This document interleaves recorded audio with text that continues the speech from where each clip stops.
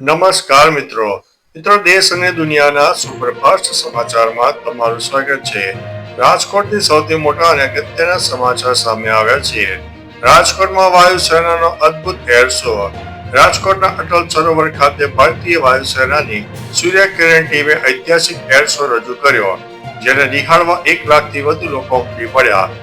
9 hoc વિમાનો દ્વારા 40 minute સુધી ડાયમંડ ફોર્મેશન અને તેજસ આકૃતિ અને DAN જેવી દિલ ધડક સ્ટન્ટ રજૂ થયા. આકાશગંગા ટીમે 8000 ફૂટથી સ્કાય ડાઇવ કરીને તિરંગો લહેરાવીને ગરુડ કમાન્ડોએ હેલિકોપ્ટરથી રેસ્ક્યુ ડેમો આપ્યો હતો. ભીડને કારણે નેટવર્ક બંધ અને ટ્રાફિક જામના દ્રશ્યો સર્જાયા હતા. અન્ય મહત્વના સમાચારની વાત કરીએ તો વલસાડમાં નીરા વેચાણ કેન્દ્રોને મંજૂરી. વલસાડમાં નીરા વેચાણ કેન્દ્રોને સરકારી વિભાગે મંજૂરી આપી છે. વલસાડ તાલુકાના નીરા તાડ ગોળ ઉત્પાદન સહકારી મંડળીએ જરૂરી દસ્તાવેજો અને માપી પત્ર સુપ્રત કર્યા બાદ આ પરવાનગી મળી છે. અગાઉ અધૂરી પ્રક્રિયાને કારણે કેન્દ્રો સીલ કરાયા છે, જેનાથી વિવાદ વધ્યો છે. મંડળીએ નશાબંધી વિભાગ પર ખોટી કાર્યવાહીનો આરોપ લગાવ્યો છે. આખરે વિવાદનો અંત આવ્યો અને નીરા વેચાણ શરૂ થશે. અન્ય મહત્વના સમાચારની વાત કરીએ તો સંઘવીએ ગાંધી આશ્રમની મુલાકાત લીધી. નાયબ મુખ્યમંત્રી હર્ષ સંઘવીએ અમદાવાદના પુનઃ વિકાસ પામનાર ગાંધી આશ્રમની મુલાકાત લીધી અને સમીક્ષા બેઠક યોજી. એએમસી અને મહાત્મા ગાંધી સાબરમતી આશ્રમ મેમોરિયલ ટ્રસ્ટના અધિકારીઓ પ્રોજેક્ટનું પ્રેઝન્ટેશન રજૂ કર્યું. સંઘવીએ 10 બોરડી, રંગશાળા, સોમનાથ છાત્રાલય, ગૌશાળા, આનંદ ભવન સંગ્રહાલય, મોહન્ટુ મહાત્મા સહિતના સ્થળોની મુલાકાત લઈને પ્રગતિની માહિતી મેળવી અને જરૂરી માર્ગદર્શન આપ્યું હતું. અન્ય મહત્વના સમાચારની વાત કરીએ તો હવે ગ્રેટર હૈદરાબાદમાં બાબરી મસ્જિદ મેમોરિયલ બનાવવાની જાહેરાત. તહેરીક મુસ્લિમ સભ્યે ગ્રેટર હૈદરાબાદમાં બાબરી મસ્જિદ મેમોરિયલ અને વેલફેર ઇન્સ્ટિટ્યૂટ બનાવવાની જાહેરાત કરી છે. સંસ્થાના પ્રમુખ મુશ્તાક મલિકે કહ્યું છે કે વિગતો જાહેર કરાશે અને બાબરના નામથી કોઈ પરેશાન ન થવું જોઈએ. આ પહેલા ટીએમસીના સસ્પેન્ડેડ MLA હુમાયુ કબૂરે મુર્શિદાબાદમાં બાબરી મસ્જિદનો પાયો નાખ્યો છે અને કહ્યું છે કે કોઈ મંદિર અને ચર્ચ બનાવી શકે તો હું મસ્જિદ બનાવીશ. અન્ય મહત્વના સમાચારની વાત કરીએ તો પ્રધાનમંત્રી આવાસના મકાન આપવાના નામે ઠગાઈ.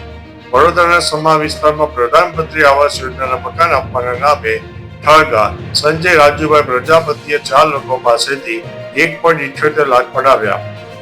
મોટા સાહેબને ઓળખું છું, ચોક્કસ મકાન અપાવીશ કહીને વિશ્વાસ મેળવ્યો. મકાન ન અપાવતા ગુલાબસિંહ જાદવ સહિતના ફરિયાદીઓએ સયાજીગંજ પોલીસમાં છેતરપિંડીની ફરિયાદ નોંધાવી.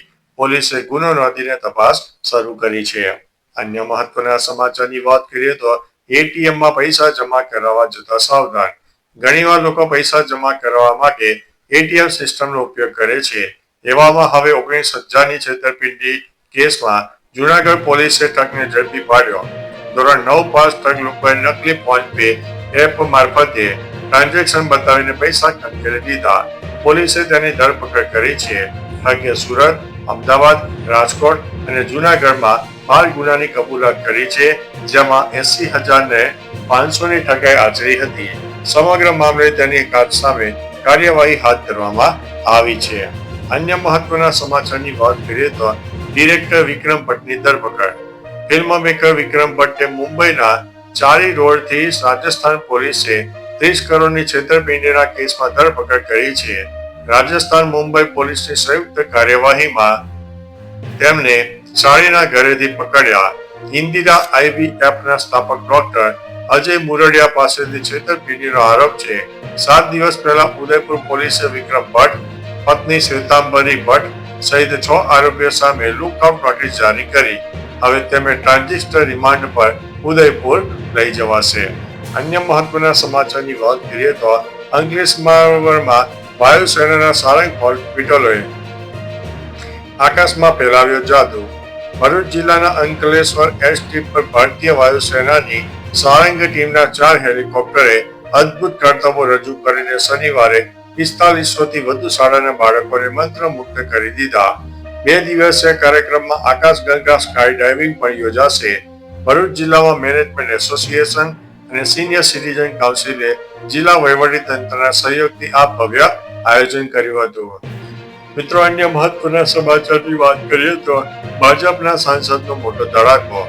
ભરૂચના લોકપ્રિય સાંસદ મનસુખ વસાવાએ ગુજરાતમાં રાજકારણમાં ખળભળાટ મચાવ્યો છે. તેમણે દાવો કર્યો છે કે બીજેપી અને આપ નેતાઓ સેટિંગ કરીને આદિવાસી વિસ્તારોમાં મોટા પાયે તોડ અને ભ્રષ્ટાચાર કરે છે. આપના નિરંજન વસાવા અને પત્નીએ કેવડિયામાં કરોડોની જમીન ખરીદી છે. એક આપ નેતાએ 75 લાખની માંગ કરી છે અને 50 લાખનો તોડ કર્યો હતો. વસાવાએ ચેતવણી આપી છે કે આવું તોડ પાણી વિકાસ રોકશે અને કોઈને નહીં છોડે. અન્ય મહત્વના સમાચારની વાત કરીએ તો હોસ્પિટલમાં કાર્ડિયાક કૌભાંડ, PMJAYમાં 42 લાખની હેરાફેરી.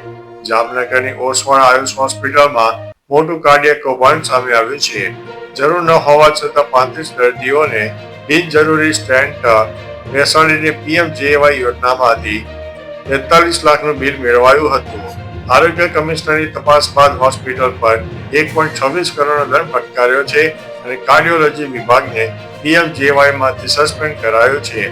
આરોગ્ય તંત્ર દ્વારા તંત્રની નિંદા પર વ્યક્ત કરવામાં આવી છે અને કડક કાર્યવાહીની માંગ ઉઠી છે. ચાલો મિત્રો, ફરીથી દેશ અને દુનિયાના સુપરફાસ્ટ સમાચાર લઈને મળતા રહીશો. ત્યાં સુધી અમને રજા આપશો. નમસ્તે.